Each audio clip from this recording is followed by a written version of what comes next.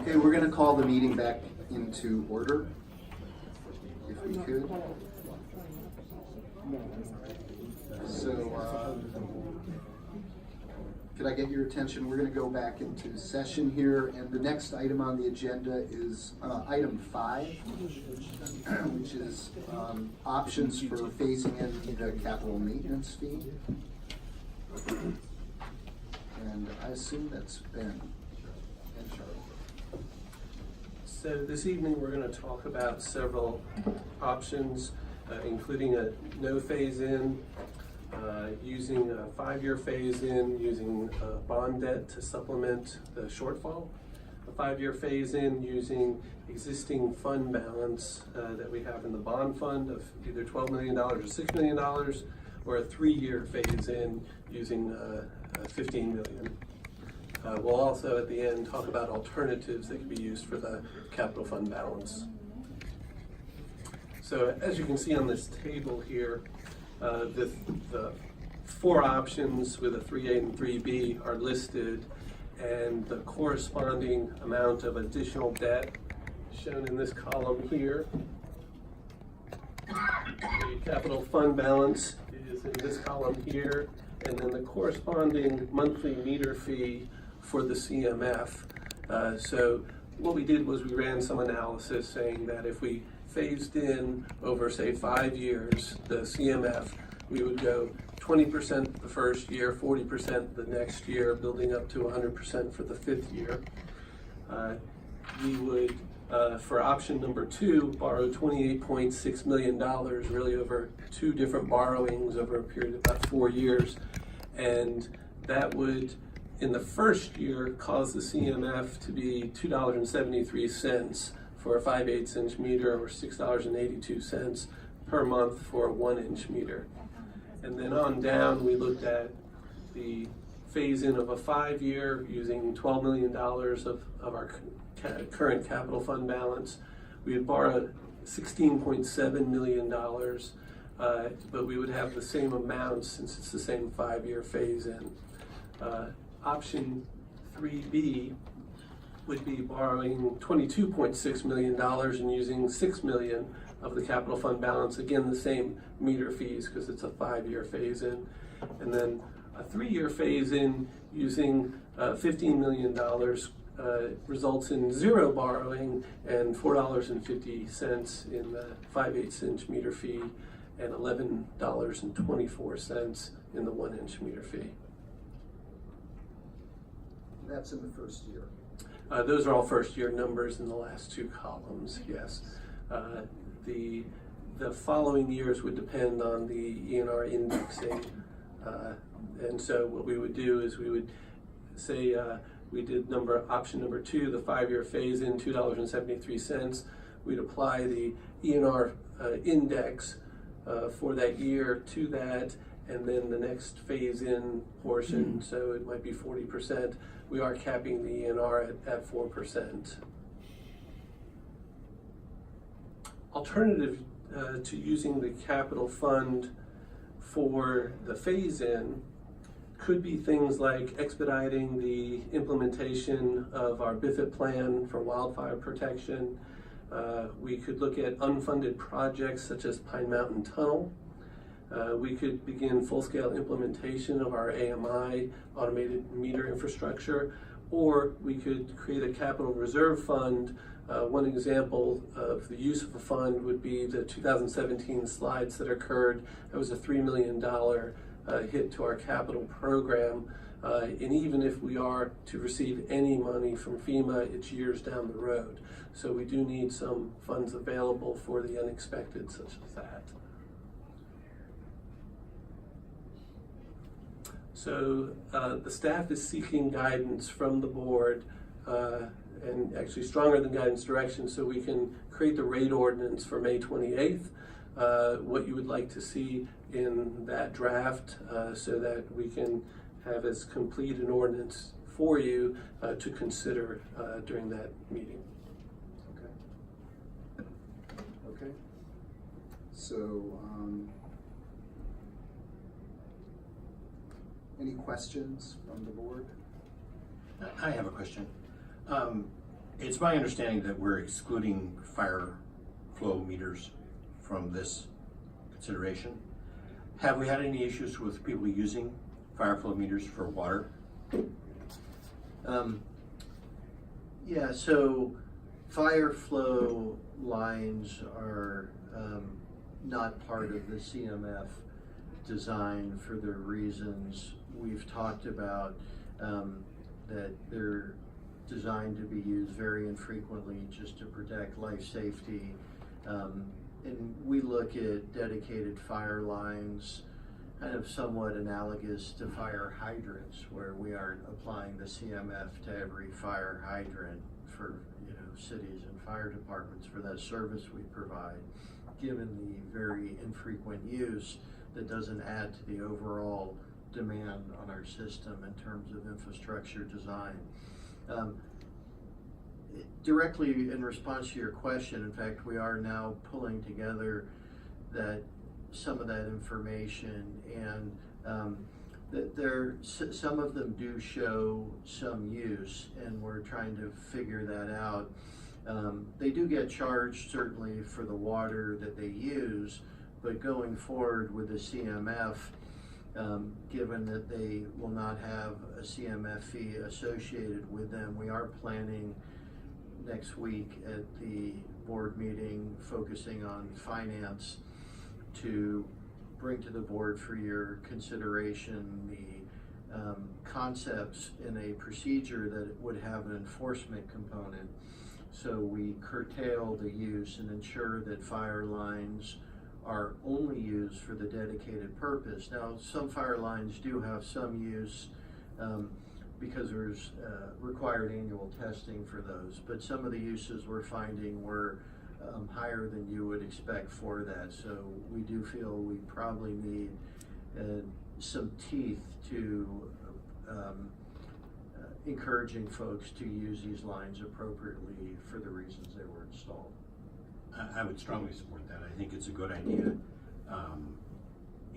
As I have said, you know, the small meters on the sides of these things are called cheater meters. And they're called cheater meters for a reason, because if they do indeed use a low flow, it shows up on that meter. So I'm glad to hear that we're moving forward with that. The other thing I'd like to say is that there's always a need for capital and for capital improvement.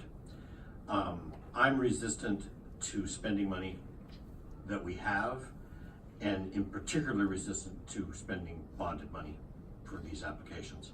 I look at numbers that are listed here like $26 million and $28 million, and I see an entire AMI system put in for that kind of price.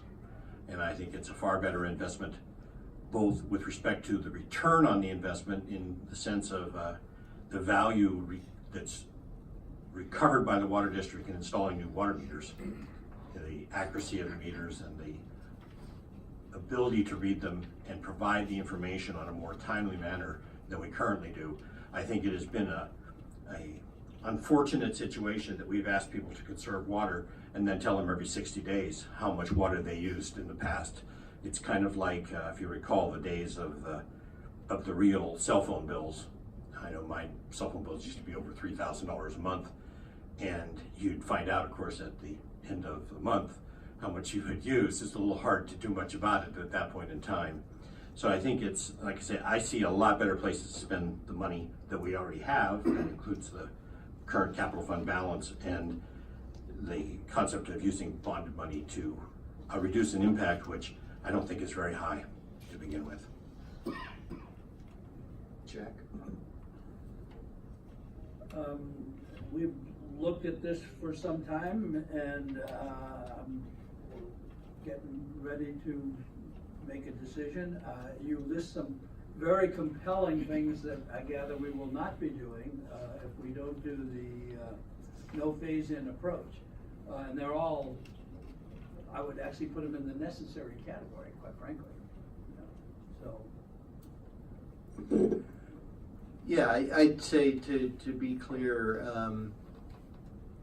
I don't know that we wouldn't be doing them, but certainly there's no funding for those projects, so they would take the place of other high priority projects going forward, or we'd have to increase rates or the like, but. What would be the list of the other things that we wouldn't be doing? Exactly, it would be equally difficult. So in the 10-year, what we identified are projects that are not funded in the 10-year CIP nor the capital budget currently. I mean, the operating budget. I have another question too. What magnitude do you think that reserve fund should be for unexpected emergencies like the slides or that type of thing? If I remember correctly, the current board approved policy is equal to 1 year of capital expenditures. And so if we were to follow that policy, we'd be looking at least $16.5 million. Say that again, Charlie, I didn't hear the number. 1 year of our capital expenditures, not counting fire flow, would be $16.5 million. 16? Yes. Yes. Okay. Sorry, there's a vacuum cleaner in the hallway behind me. Yeah, you know, one of the things that I think about as we look ahead is the climate change impacts that are really appearing in Marin County and will continue to become sort of our, you know, the new world in which we live. And I think that we have to be prepared for that, and we need to be prepared to act smartly and with impact. And then when I think about the number that you just said, Charlie, I continue to feel that, you know, the bonding, you know, our bonding ability is something that for now ends up being our support system in the event of a need for cash for an emergency. And I think that the plans that you put forward are good, and obviously there's a couple that I support, but I did hear what Jack and Larry just said, and I certainly think that, especially when you look at the history of the district and the years that we went without any rate increase, I think that we have a lot of investing to do, and it's not for lack of having done the work that's been necessary, but I think that the current conditions really demand that we make, as a community, make strides in protecting the community and also protecting our water supply. Okay. I think a more measured approach to dealing with the problem. We've been on this journey for 4 years to go from bonding, debt financing to cash financing. So this, in spite of the publicity it's gotten recently, this actually started 4 years ago. So I think the better approach is to continue to take a more measured path. I think if we do that, we are still going to get to the same place. I mean, in a sense, the MMWD is a bit of a microcosm of America. You know, there's been a lot of deferred maintenance around here, and that's in spite of the efforts that have been made. And I don't mean that in any kind of derogatory sense towards the board or the institution, because since I've been here, we've probably spent $50 million seismic upgrading of the plants. So there's been no lack of dedication to investing in the system, which deserves the support. But where I start is with the capital management plan that Mike presented in 2018, which reduced our capital budget from 30 million or 25 million a year to 15 million a year. That's where I start. That was the goal that I thought this whole process needed to accomplish, and I think we can accomplish it. Let me back up. I think we have, with that plan and with Mike's report, you know, we pulled in our ambition. to sort of accommodate the public. And I think there was consensus on the board on the wisdom of doing that, and I think there's consensus in the public of the need to invest in this system, in this institution. So I really think the final step is, you know, how do you skin the cat? How do you get from A to B? How do you get from 0 to $15 million a year to support that capital budget? And I think we need to take a more measured approach. We've got somewhere over $10 million in retained earnings or capital earnings or capital unspent capital that will go into the system, even if we stagger or phase implementation of the CMF. It's still going to go into the system. It's still going to buy that gray, green, or blue infrastructure that we have responsibility for. So I don't think phasing it will necessarily eliminate those goals. It may defer some of those goals, but I don't think it's going to be to the detriment of our system, the institution, or the ratepayers. I feel that given our financial strength, we will be in a good position to bond if we need emergency funding. I think right now we've got a AA rating. There's going to be some kind of a CMF that we agree on. Our bond rating should go up because we're going to have a debt coverage ratio that's probably double what it is now. So I don't think there's going to be any lack of, I don't think our phone won't ring when we need to call in some financial assistance from Wall Street or wherever it's going to come from. So I tend to take kind of a more bipartisan approach. All the needs, all the ambitions, all the projects they're worthy projects, but as a municipal system, it's the people's system, it's the people's money. And I do think we do need to accommodate some of their budgetary concerns, which can be met, I think, somewhere in the middle by both MMWD and the ratepayers. I mean, you know, this is kind of the time, the bill is coming due, and again, it's coming due all over our country for infrastructure. It's not just us, and we have a relatively small rate base of 60,000 people. So we have a lot of work, and we don't have a lot of people to depend on. So we have 200,000 people. 60,000 ratepayers. Services. So we don't have a huge rate base, is what I'm saying. But our system has, you know, it's an incredible system, 900 miles of pipes, 125 different pump stations, 100 tanks. So it's as complex as a huge urban system, but it's really a suburban system with a very small rate base. And I think we need to accommodate some of those budgetary concerns.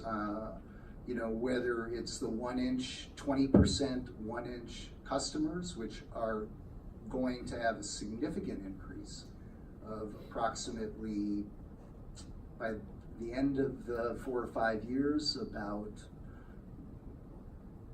$80 to $100 every bi-monthly bill. That's a lot. My last bill, I think, was $120 as a 1-inch customer. So this is going to come close to doubling it. I can afford it. Not everybody can. Everybody's going to have to afford it. It kind of is a new reality that we're dealing with. And, you know, as Armando said, with climate change and all the different things we're dealing with, hey, you know, maybe it's time we have to deal with it, and I think we do have to deal with it. But I do think our financial position permits us to phase it in. I think that You know, we've got other public agencies, the schools, et cetera, that we need to think about, that are also worthy. It's not just a pocketbook issue for individuals. It's gonna have a ripple effect across the local economy, and my preferred scenario is we use some retained capital. We don't borrow as much. If you look at how it kind of pans out, if you use that 12 million in retained capital, you're still gonna retain about 5 or 6 million, maybe 8. So we are kind of splitting the baby down the middle. You're also not incurring $12 million in debt, which when I looked at Charlie's numbers, that amounts up to $800,000 a year. So you're actually gonna make back your 12 million in 15 years in interest savings. And finally, just having sort of looked at some of our more recent history, when I saw Krishna's interview from a couple years ago, you know, according to when he was interviewed, best practices are 70% cash, 30% borrowing as far as a capital program. This program now presently gets us to about 100% capital. I'm not even sure we need to go that high. I think we could stop at 75% so that we would cap the fee at a little lower rate than it's presently set at. Another thing I would put out there is, you know, whether we should include at least a pledge of getting our meetings televised as part of this infrastructure program. We've gotten a lot of comments about live streaming. That would be, I think, a little bit of consideration and a little bit of acknowledgement of some of the issues. And since we're going to be investing in infrastructure, I think the infrastructure of democracy and transparency is well worth it. So that's kind of where I'm at on the whole deal. Agendize that item, and I think that's legitimate going forward, what you just said there at the end about televising. We have yet to agendize it, so let's do that. But I do think that, you know, as you were talking, Larry, I'm thinking, well, what would Paradise have wished they had done? What would Santa Rosa wish they had done? And here at the university, we had field stations that we had to evacuate twice this last fall because of incredible fire threat. And I think that I really am thinking that as we look forward, we need to do some real disaster planning and disaster avoidance investment, and we're moving in that direction. And I think that it is a new reality. And so for me, it's difficult to look back at what we've experienced, you know, looking back several years.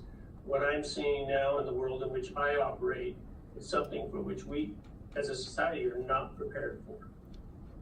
And I think that we do have to act boldly as a water district and as a watershed manager, and as the manager for the land that's owned by the customers.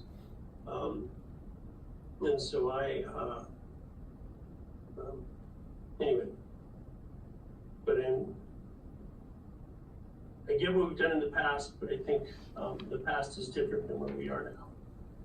I agree, and no matter what path we take, you know, we've got a capital budget that we're going to meet. The question is really just shaping the rates to get there. So under either of the scenarios, or any of the scenarios, we end up putting $15 million into capital, 20 million counting fire flow. So it is shaping rates that we're talking about tonight. It's not really, you know, putting a cap on our institutional requirements. So, yeah, I understand, we're going into, we are in some perilous times, and we need to be Yeah. prepared. I don't think shaping the rate to meet the needs of the community and some of our institutional, our agency partners compromises that. I think it creates more trust and more confidence in the direction that we're going, and I think ultimately that may be one of our more valuable assets for this agency. So, I cannot argue with the risks that we are facing. I'm just saying, I think our decision is a little less momentous than that. I think what we're really dealing with is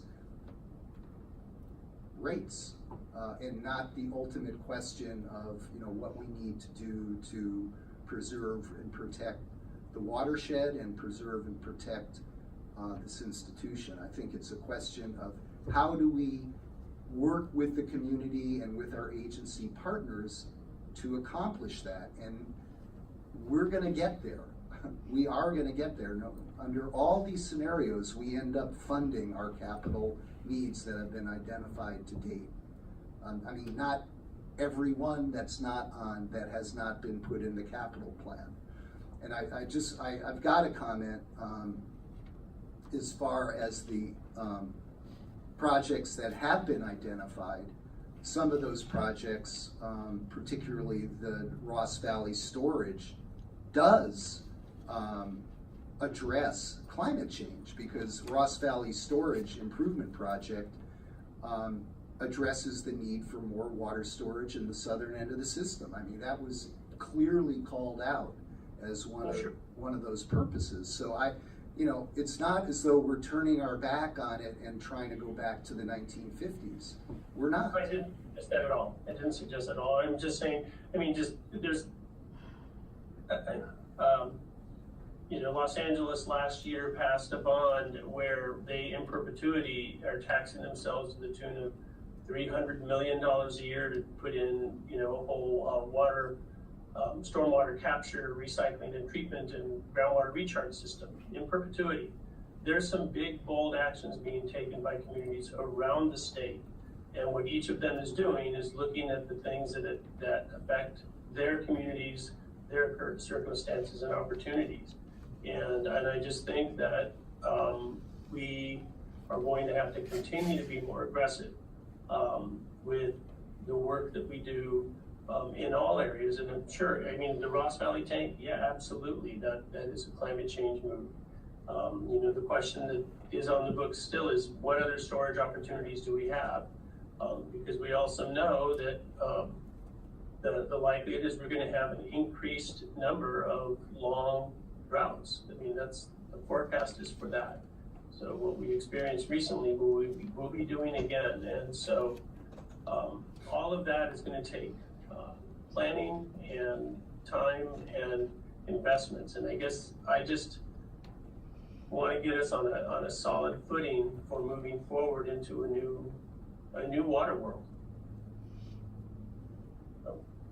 Yeah, and again, I cannot argue with the ultimate point that circumstances are changing. It's really just a practical question of how do we get there. And again, I think taking a more bipartisan approach is the correct approach, and it's a way where we can meet the goals of our agency and accommodate the municipality which owns it, and also our sister agencies. I think that's a real important consideration. I'm not sure I feel the partisan side of this, so I'm a little confused by that reference. But just what I mean is there's institutional loyalty, and there's also our duty as elected officials. So I don't mean partisan. no, I understood it wasn't politics. No, I got that. But it seems to me that if you take a different view of it, that we have, I'm a little confused about what the number is now, 12 million or 15 million or 17 million or 16 million or whatever that number is of available funds. Well, that sounds to me like that's sufficient to fund the rainy day issue.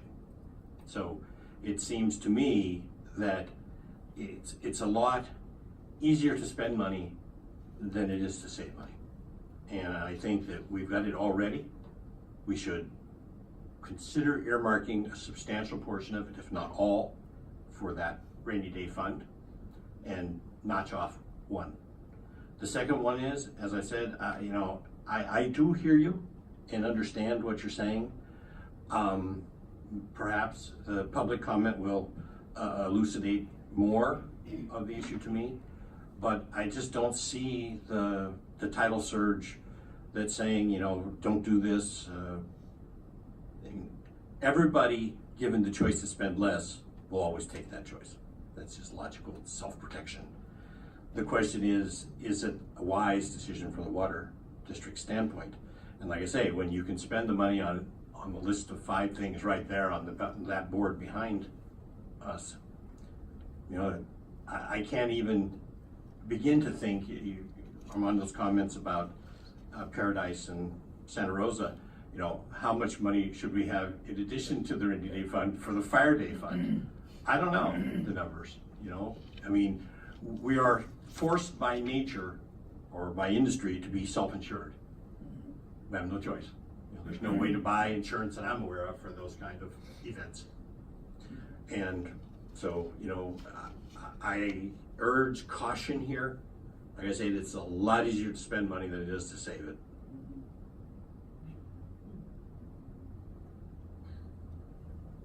Okay, so why don't we open it up for public comment?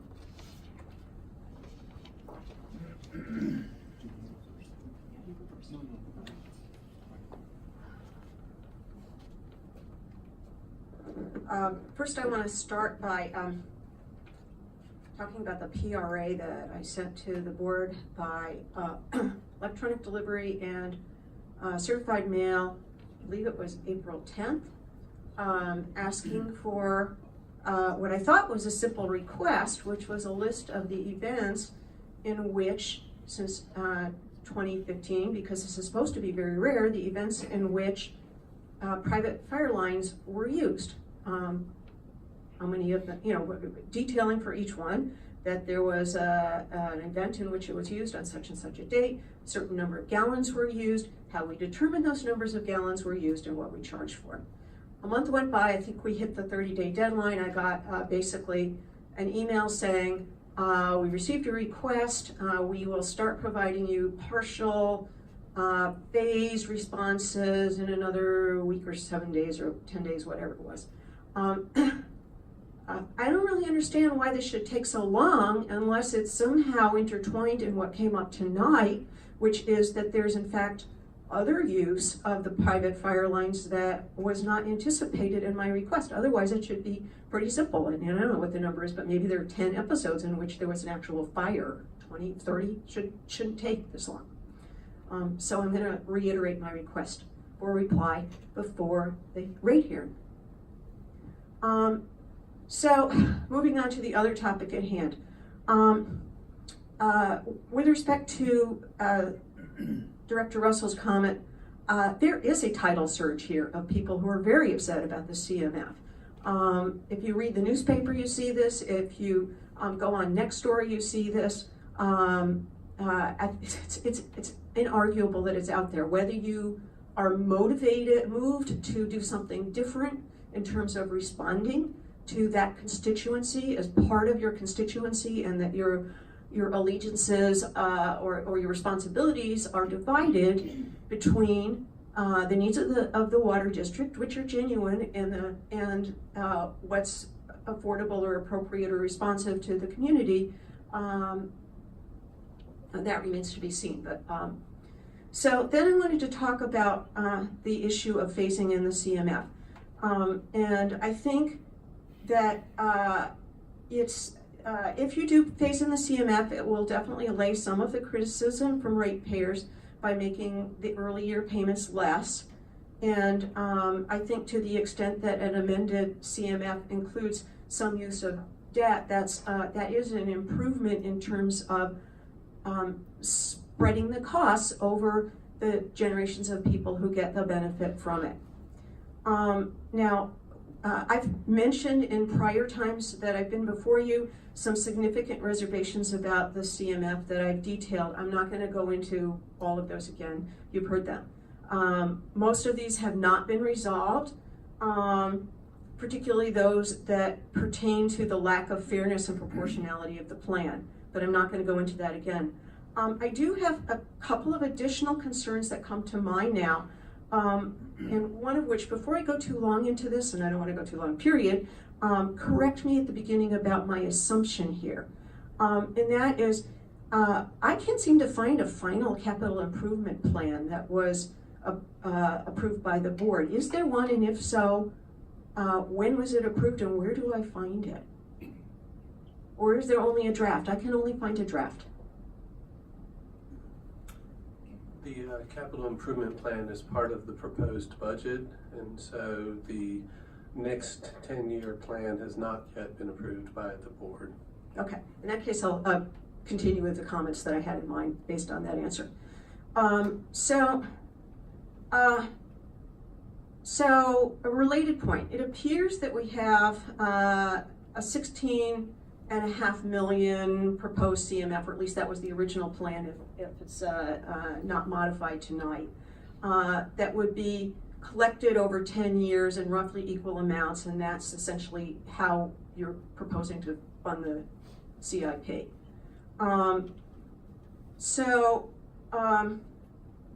But I don't understand how we could be talking about phasing in funding of a capital improvement plan that isn't final. What specifically are the projects that are going to be funded and what do they cost? I know that there's a draft list, but it's not finalized. And without that, you can't make valid assumptions, and we, the public, can't properly assess whether the needs and priorities are justified. So I think you've got the cart before the horse here. Not so sure about that, Mimi. I think you need to have the money before you decide on your list of projects, but go ahead, I don't want to interrupt. I'm going to give you a couple more minutes because you're representing. I don't even actually need a couple more minutes. I think it's probably down to less than a minute, but thank you for your generosity, Larry. And then the other point that I'd like to make is one that we've made repeatedly, which is that we really think that it's really that the projects that you're talking about are long-lived assets. It's important infrastructure projects.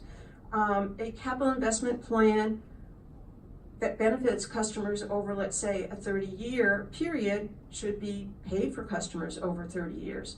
And that really ensures that the benefits align with and accrue to those who pay for them. So for this reason, we continue to argue that debt financing really is fairer to your ratepayers than the pay-go. Then finally, this is not a point, but just a request for clarification. If you go for a phase-in plan, it sounds implicit in what you're saying as if this would have no effect on the amount of capital spending that occurs every year because you would just be tapping different pools. I would like to know if the phased-in approach is such that it doesn't somehow back-end load us such that the fact that we don't have a big amount of pay-go now doesn't come back to bite us in year 6 through 10 in terms of a doubled amount of pay-go that then has to happen to do some kind of catch-up for either rebuilding reserves or because projects weren't funded. Thank you. We are limited to our Prop 218 notice, so I don't think there's going to be any more surprises than were in the notice. But if you have any further response to that question? There's been no conversation of the doubling she's talking about. I mean, at the end of the phase-in, we're at 100%. That's correct. No,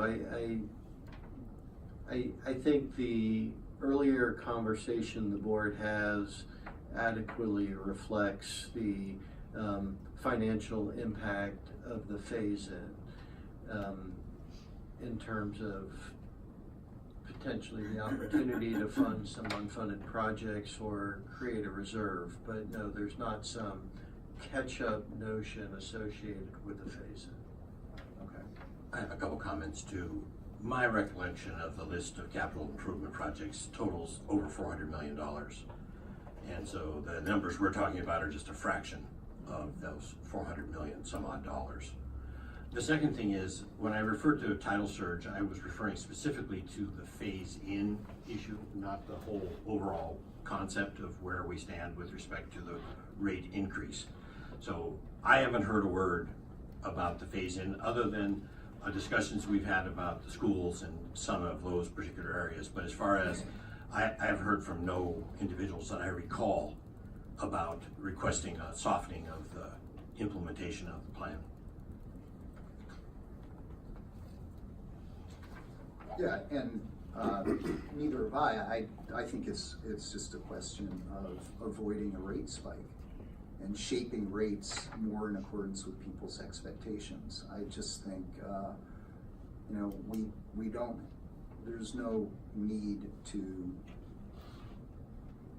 implement it on that kind of basis, in my opinion.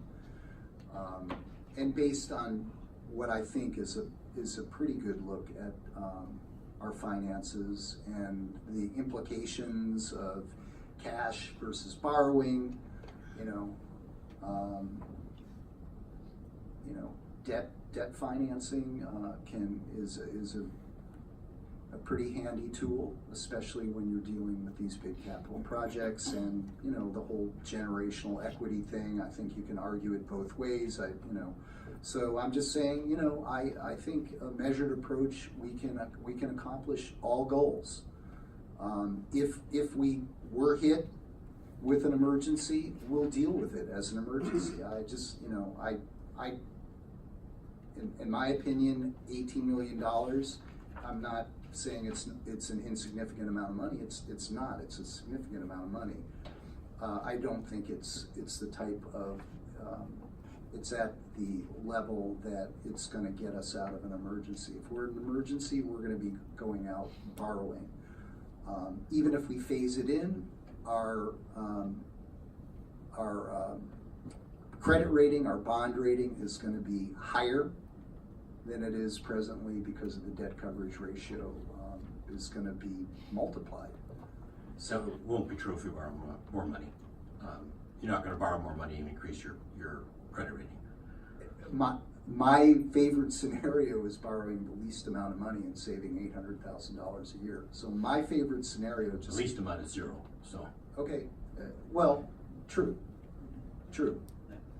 That gets you a rate spike, which could, that is going to have impacts on the community. And again, I think that's something we need to take into consideration. We're a public agency. So, the needs of the district, I don't think there's really a lot of argument in the community about it. It's really, how do we get there? So, I think we can all get there. I think, there's a number of different ways to get there. I favor the approach of using some capital, limited borrowing, and we're going to continue on the journey of getting to fiscal sustainability, which is a good legacy if we can get there. And I think we are going to get there because we have to get there. I have to say that the current bonds that we're paying off, we're going to be paying them off through 2050 or sometime between 2040 and 2050, I think. And when you look at a capital need of 400 million, that's 26, 27 years out. And so I think that what we're looking at is not asking the community to pay for the future's needs, but I think what we're looking at is what it's going to cost going forward for the communities who live in Marin, and the kind of work that's gonna have to be done to both maintain the system, keep the system upgraded, and to actually adapt the system to, a changing future. And by that, I don't mean necessarily climate change, but things like technology and all those things that are likely to come. And so it's my sense that what we're really talking about doing is setting an expectation that it's going to take investment on the part of the community going forward to keep the system reliable and reliable and resilient. That's how I think the other thing to keep in mind is that we've had a wonderful run at very low interest rates. We've done, I think, a great job of taking advantage of the low interest rates. Now the interest rates aren't so low, and it's a changing market. I think we have to keep that in mind. And as I said, I can't imagine a single situation where everyone wouldn't prefer to pay less. However, you've got to pay the bills, and as Armando said, and I've been on the board since 2004, the list I recall of capital in 2004 was something like $430 million in money 15 years ago. Yeah. Today, it's still $400 million, and we've paid it down $400 million. So, I think your point is right on, Armando, that this is just an ongoing expense. I think going to think a little bit about the generational aspects. I've been in the water business myself for 40 years. My father was in the business for 30 years. So my whole life has been involved with water. And, one of the projects my father ran, I found that was interesting, Armando's comment about LA's, it was Water One or something they call it, that program you're talking about, Armando. And that my father was the guy in charge of what they had, the rubber dam in the LA River. And, they captured the rainwater. And just a quick side, like where Olivero Street is in LA is the termination, or more or less the termination of the LA River. In the old days, it came down to that point in the city, right where Union Station is. And the reason they went to Owens Valley at that point in time was that one day in 1908, the river went dry. And they said, oh, what are we gonna do for water supply? They never anticipated the river going dry. That was just not in the concept. It always ran until they exceeded its capacity, and they then had to say, what are we gonna do? So, LA has looked at this issue. We're all in a semi-arid area. There's always a need for money, from my experience. And I've worked with water districts since the mid-70s. There's never, go back to my father in 1955, there's never been a time that water districts don't need money. Right. Always something more to do. Yeah, I feel like we need every penny to do work. Any more public comment coming up? Good question. Is there any more public comment?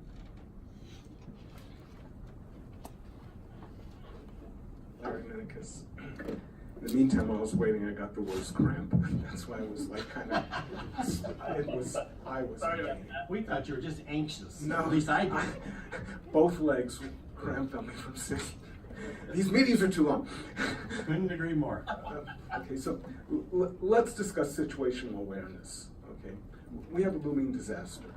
I've been sitting in fire meetings now for several weeks, one yesterday, okay? I'm hearing this over and over. I'm sitting down with the fire chief very soon, all right? And we've mailed this to situational awareness. We've mailed out this notice, okay? This is what the community thinks they are voting on. The funny thing about a 218 process is it's a reverse process. Okay, if you don't agree with it, you vote. If you agree with it, you don't show up. Okay, if you don't agree with it, you should show up. But I think we're seeing from Mill Valley, and we're seeing tonight, and we've seen in the other meetings, there is not this tidal surge of people who need a balanced, and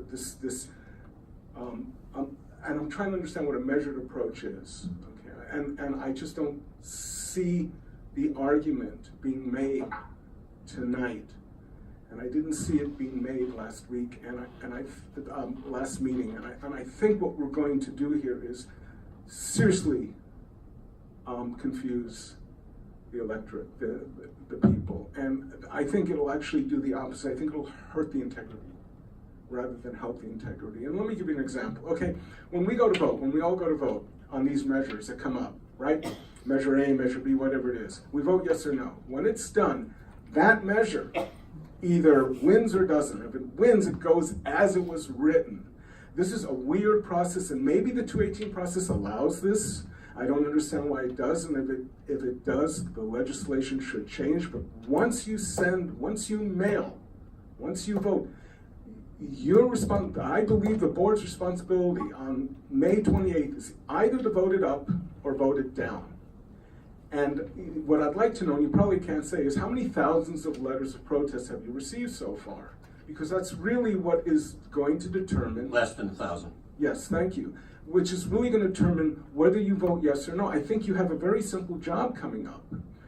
And the idea of phasing in at this point is it's too late. The horse is out of the barn. We're at the 11th hour.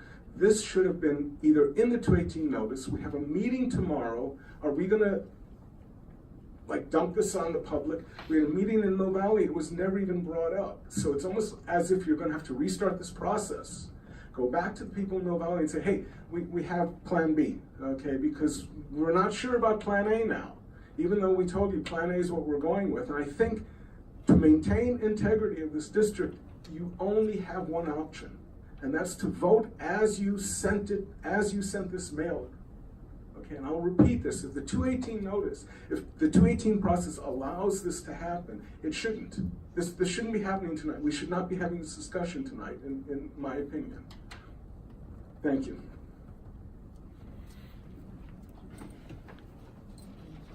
Okay.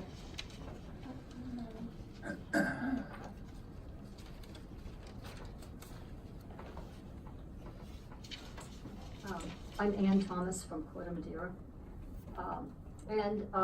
I urge you to proceed without a phase-in period for the capital maintenance fee. And I'm going to go on and say some more stuff. The district faces a huge backlog of at least $200 million in deferred capital and watershed projects. Any phase-in reduces revenue which is available to chip away at these unmet needs. Your initial, and by the way, if you have 10 or 12 million sitting around gathering dust, why don't you hire a couple more rangers? Your initial analysis of the CMP or the fee program is valid. It would enable eventual drawdown of the amount of interest paid annually in accumulated debt, making these funds also available for immediate operations and maintenance, and it would, so to speak, create a space for new debt that could respond to emergency events, a wildfire, for example, or a megastorm, wiping out roads, trails, and damaging infrastructure, and we have no idea at all what the next fire season or the next winter holds. So this is prudent planning. This district is on a downward lurch in caring for its watershed and capital needs, due in part to its timid budgeting and its excessive use of credit card financing. Of course, the board, would like to be very kind and ask people to pay as little as possible for the services they receive. But people also want water to keep coming out of their faucet, and they want the watershed, which they treasure, to be well cared for. And this is the job you were hired to do. So it is time for tough love and getting down to realistic budgeting, so please get on with it.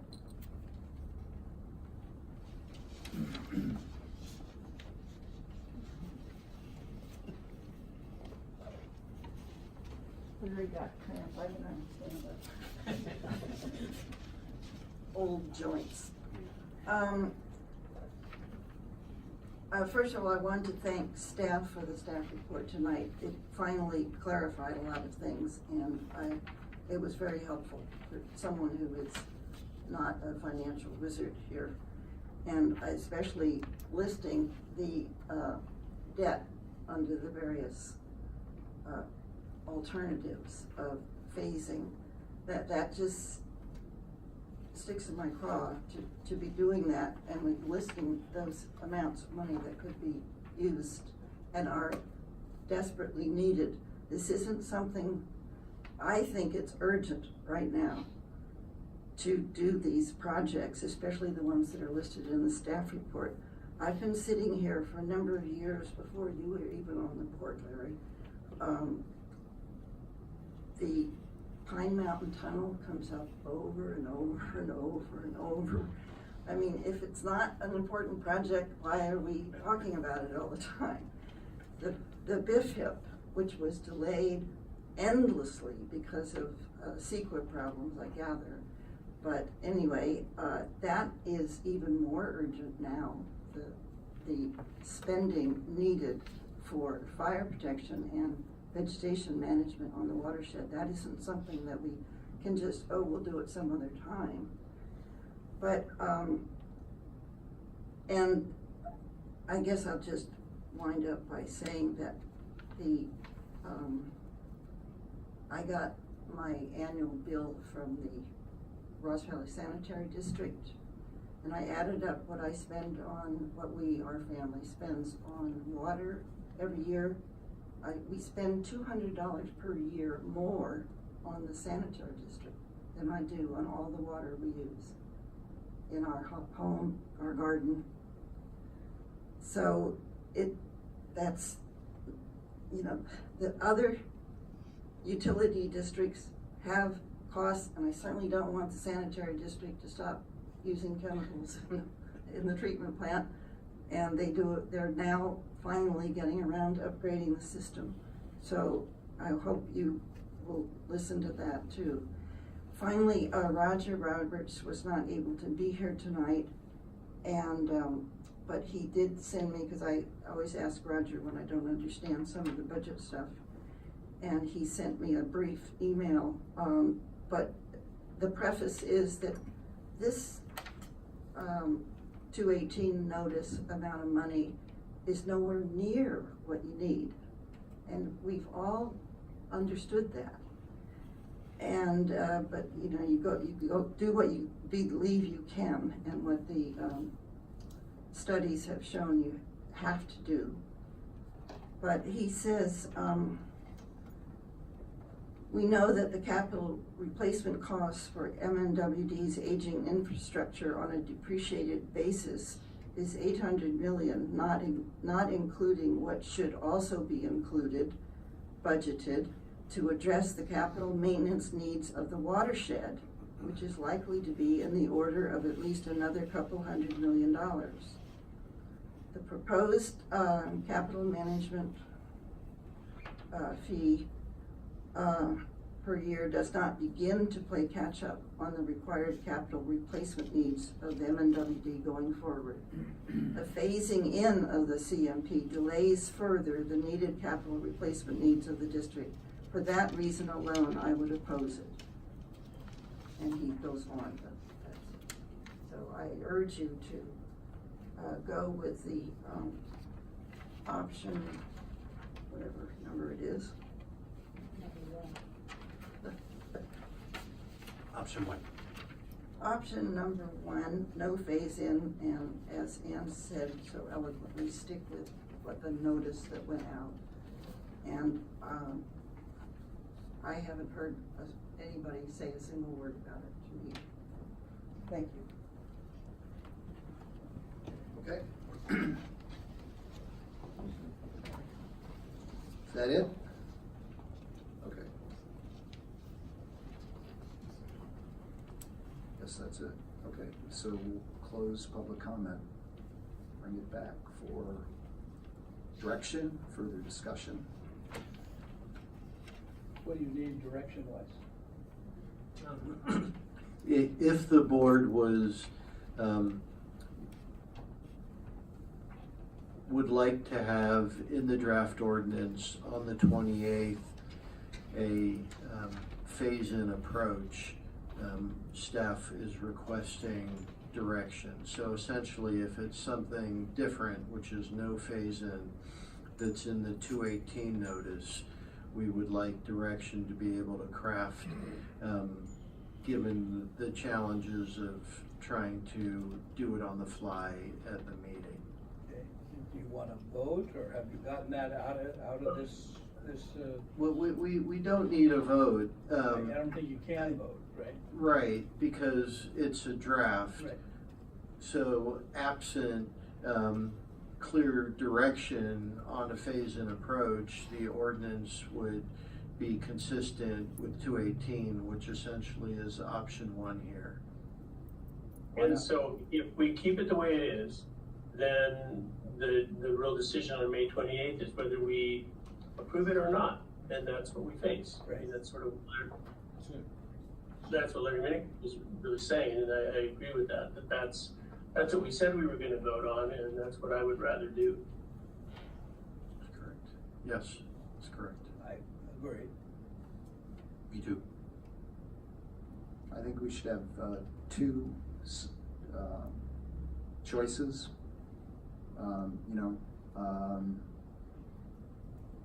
Not that I can't count, but I do think if you really look at the way the numbers play out over time, phasing it in with a mix of capital and borrowing really makes more sense. There's really no advantage to hitting people over the head with a fee spike here. There's really no financial. Those words, I mean, That's exactly right. They're my words because I'm speaking them. So, there's really no financial justification for proceeding that way, and I think there's a lot of consideration again as far as our other public agencies and a great many of our customers are concerned that it is a budgetary concern. So I think it's more prudent to be prepared to have the flexibility in our decision making. So that would be my direction that I'd like to see staff go towards as far as preparing for the rate hearing. Making it a black or white yes or no vote. Don't think it has too many advantages for us. I really don't. So I think it's got some pretty significant downsides. If I could, the challenges staff would have with that is there's any number of variations that could be, beyond the binary in that case. So if the board was inclined to want to have choices, we would need some clarity on which one or some number of, I'm just trying to be clear that without that, I think practically we'll be bringing as written in the 218. Yeah, no, I hear you. And so, just to simplify it, and other board members may not want you to do this, but my direction that I'd like to see staff bring back would be a ordinance with 5-year phasing, using, just trying to see which scenario. I have the 5-year phasing using 12 million beginning balance, and then debt service, total new debt service of 16.5 million. 3A. Hold on. Yes. Correct. Now, drafting 2 ordinances to comply sounds like a lot of work to me. Am I missing something here? Well, with all due respect, what I heard tonight was direction from a majority of the board to follow the 218 notice.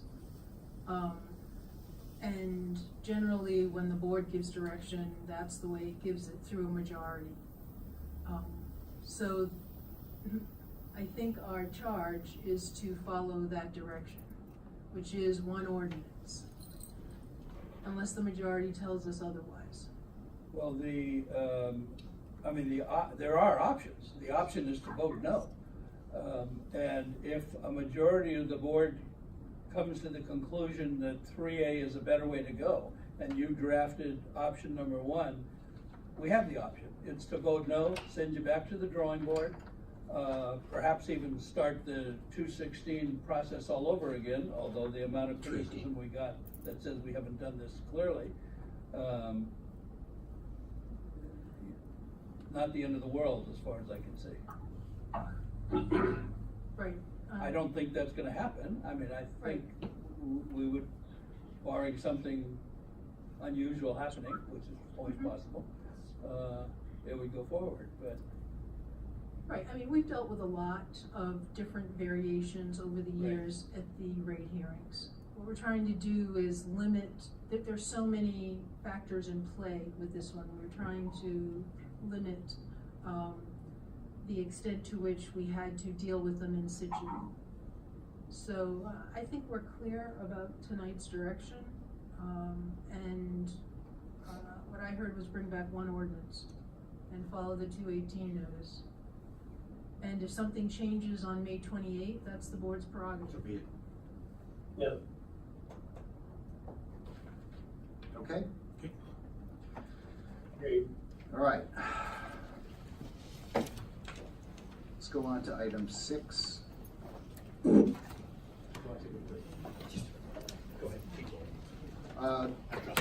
Okay, so this is item 6, which is rental of towable emergency generators for use in summer